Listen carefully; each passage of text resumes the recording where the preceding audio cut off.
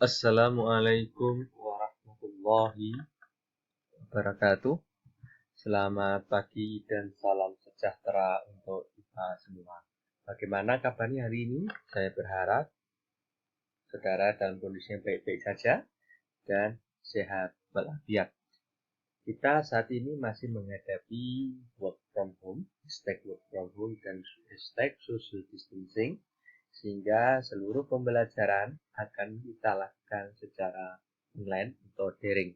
Sebelum kita masuk kepada materi, pada edisi kali ini, edisi khusus, sebelum kita mulai pembelajaran, saya akan sedikit untuk mempromosikan tentang pariwisata di Indonesia. Ini saya lakukan untuk menggenjot angka pariwisata dalam negeri, karena rata-rata Anda ini, anak-anak muda ini kan sukanya ke luar negeri. Padahal di dalam negeri itu tidak kalah indahnya. Surganya dunia itu tidak kalah Indonesia dengan lainnya. Maldives misalnya, atau New York dan lain sebagainya. Oke, sedikit intermezzo, sekitar 4 menit di awal. Nanti setelah itu berikutnya saya akan tetap fokus pada pembelajaran, tapi sedikit intermezzo di sini. Di sini ada beberapa. Di sini edisi kali ini saya wisatanya akan cenderung kepada Lombok. Kenapa? Di sisi lain, Lombok selain terkenal karena keindahannya serta industri pariwisata halal dan industri ekonomi umat, di sini juga daerah Lombok adalah provinsi dengan jumlah bendungan terbanyak di Indonesia, karena sejak era pemerintahan Soeharto, provinsi Lombok ini berfungsi sebagai salah satu provinsi penyangga pangan nasional. Saya pakai video saja biar lebih enak dilihat.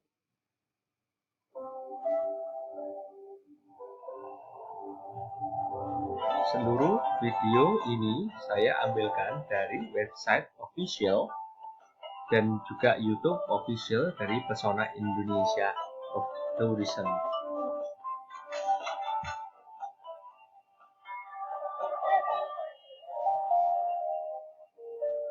Ya, ini gambaran umum tentang Lombok itu sendiri.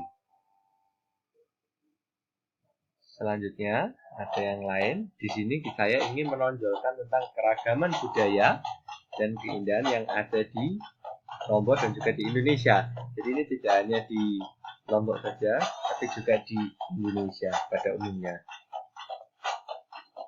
Jelajahi lebih jauh bersama Pesona Indonesia.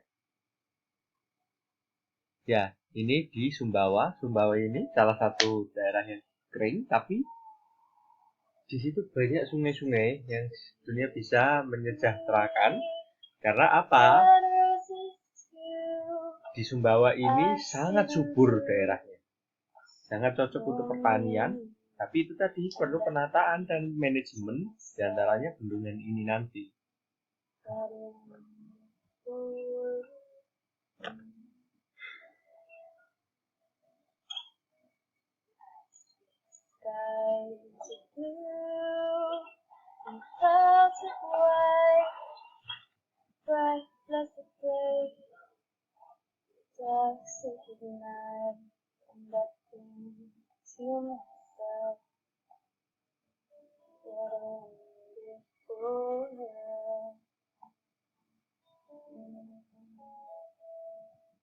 Yaitu sumbernya tertera.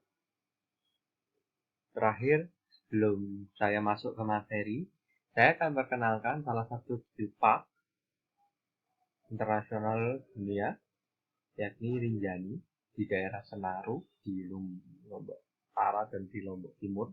Di situ geopark terbesar yang ditunjuk oleh UNESCO dan diterapkan, dan juga sekaligus di wilayah Tambora. Jadi di Tambora itu juga ada International Geopark. Daerah Samawa, Samota, Moyo, Tambora.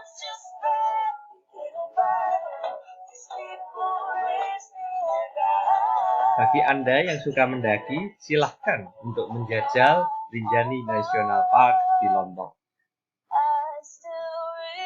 Jelajahi lebih jauh bersama Pesona Indonesia.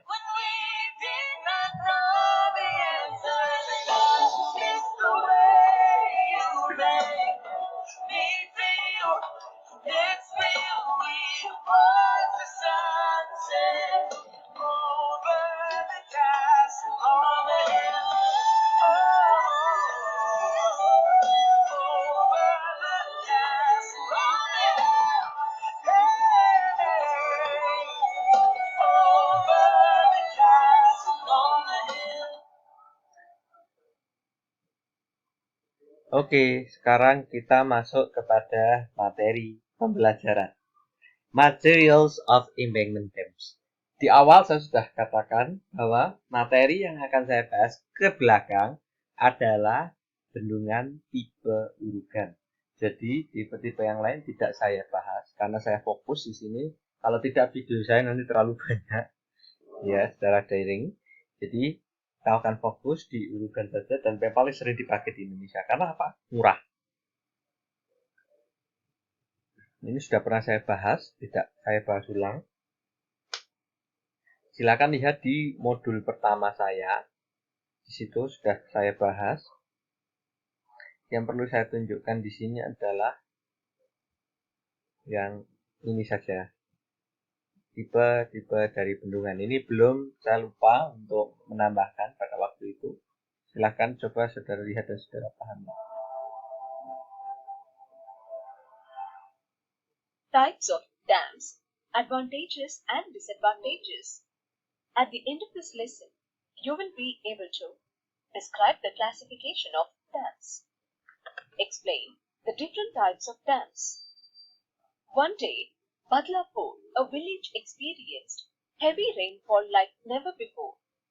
Roads, gardens, parks, and streets were flooded with rainwater. People of the village were unable to carry out their daily activities and remained trapped inside their houses. After a few days, the rainwater drained out slowly and people returned to their normal life. 6 months after the flood, people of Badlapur encountered severe water scarcity. Very little water was left in the ponds and lakes. Now, you may wonder how the village that was once drowning in water suffered such a scarcity. The reason behind this dearth is very simple. People failed to react proactively in saving the rainwater. If the village had a storage structure, such as a dam, the flood water could have been saved for future use. Moreover, the dam could have reduced the damages caused by the flood. It could also have supplied water during dry conditions. Generally, dams are classified based on the intended purposes, hydraulic design, and structural behavior. Let us discuss dams are those which are solely constructed for storing water. The stored water is later used during periods of deficient water supply. Diversion dams. When the water level rises in a river, the excess water is diverted to ditches, canals, or conveying system through diversion structure so as to save the banks of the river from flooding. Weirs and barrages are the common examples of diversion dams. Detention dams. These are the dams which are constructed to store water during the time of floods. Later on, the stored water is gradually released at a safe rate without affecting the surrounding regions. Based on the hydraulic design, dams are classified as overflow dam and non-overflow dam. The dams which are designed to carry surplus water over crests are known as overflow dams. The dams which are constructed at high elevated levels to prevent the overflow of water during heavy floods are known as non-overflow dam. Based on the type of structural materials, dams are classified as rigid dams and embankment dams. The dams which are constructed with rigid materials such as concrete, steel, masonry, etc. are known as rigid dams. The dams which are constructed with non-rigid materials like earth fill or rock fill are known as embankment dams. Moving on, let us learn the different types of dams constructed for diverse purposes. There are different types of dams which include gravity dam, arch dam, buttress dam, steel dam, timber dam, earth and rock fill dam. Gravity dams are made up of concrete or masonry wherein the external forces like water pressure and uplift pressure are resisted by the weight of the dam. The main advantage of gravity dams is that they are relatively stronger, durable, and needs less maintenance than earthen dams. However, the initial cost of construction is very high and it requires skilled labors and expensive materials. Gravity dams come under the category of storage dams, non-flow dams, and rigid dams. Arch dams. These dams are curved in design, wherein the water pressure acts horizontally to the side abutments by arch action. It is usually constructed across deep narrow valley with smaller length and proportionate height, which obviously reduces the cost of construction. The major advantage is that the section of the dam is comparatively smaller than a gravity dam. The disadvantages of arch dam is that it requires very strong bedrock to build an abutment. It requires skilled labor and a sophisticated work plan. Arch dams come under the category of storage dams and rigid dams.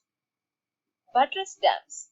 These dams are constructed with large number of piers or buttresses which divides the space into number of spans. The major advantage of buttress dams is that it is less in weight than gravity dam.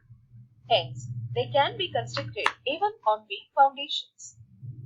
However, the major disadvantage of buttress dam is that the concrete facing the upstream side of the dam tends to deteriorate, which seriously affects the strength of the dam. Steel dams. These are constructed with framework of steel plating, particularly on the upstream side. Generally, a steel dam is curved in shape and supported by struts. They are further classified as direct strutted and cantilever type. In case of direct strutted type, the water loads are transferred to the foundation by means of inclined strut. In case of cantilever type, the section of the dam is in the shape of cantilever truss, which introduces a tensile force on the dam girder. To Saya agak counteract the percepat ya. forces, this dam fails to absorb the shock from spillway. Moreover, the durability of steel is less when compared to concrete. Timber dams. These dams are constructed using timbers. Usually, the timber struts and timber beams face towards the upstream side to resist the water pressure. Usually, the life of timber dams ranges Jika from 30 saudara to ingin 40 mengetahui years. lebih jelas tentang video Timber ini dan dams lebih are lengkap, further silakan classified as melihat langsung di A-frame channel type, YouTube M-Tutor ya. rock Jadi fill saya drip sudah type, and weaver type. download di sini. The initial Ini hanya cost of supaya construction saudara is bisa less memahami. and it is suitable for any type of foundation. Its disadvantages include short life and it is named as earth-fill dam. The earth-fill dams are constructed on sites with weaker underlying soils or rocks that cannot support any other masonry structures. When a dam is filled with gravels, it is named as rock-fill dam. These dams are formed by compressing layers of different sized gravels, which act as the impervious membrane, blocking the entry of stored water and providing stability. Dam construction using both earth fill and rock fill are known as embankment dam. The main advantage of this dam is that it can be constructed with the help of unskilled labor and material available in the working spot. These dams are highly sensitive to damages caused by floods without Oke, saya kira